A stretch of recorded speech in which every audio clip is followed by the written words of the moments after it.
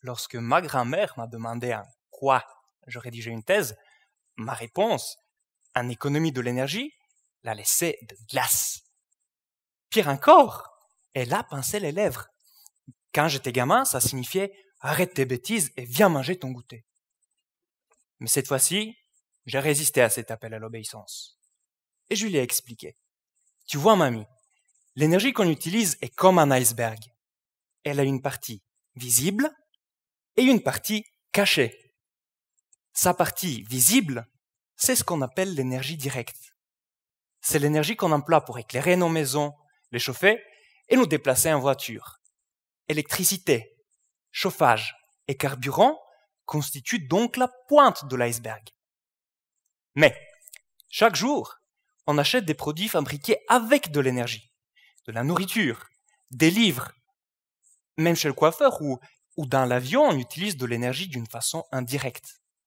C'est l'énergie grise, la partie immergée de l'iceberg. Dans ma recherche, je veux savoir si ces deux parties interagissent. Cette histoire d'iceberg a plu à ma grand-mère, qui a mentionné un certain Leonardo, avec qui elle avait vécu une aventure sur un bateau dans sa jeunesse. Mais elle a coupé court à ce souvenir. Ces deux types d'énergie interagissent? Comment ça? Mamie, si l'électricité devenait très chère, est-ce que tu continueras à regarder Top Model à la télé chaque jour?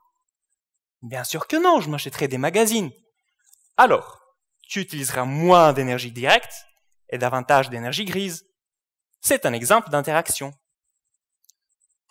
Et ça sert à quoi tout ça? Mais mamie, c'est une question importante, car aujourd'hui les politiques s'attaquent à l'énergie directe, mais ignorent l'énergie grise.